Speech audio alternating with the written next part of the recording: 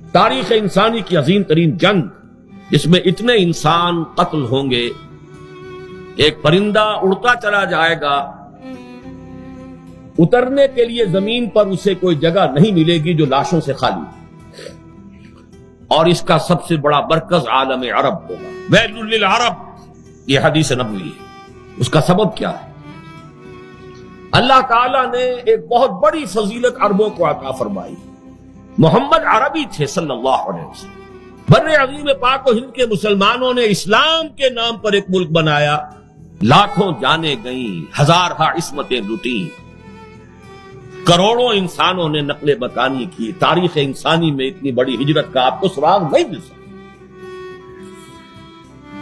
لیکن پھر ہم نے جب غداری کی ہے اللہ سے، آج تک ہم اپنی اس غداری پر قائم ہیں۔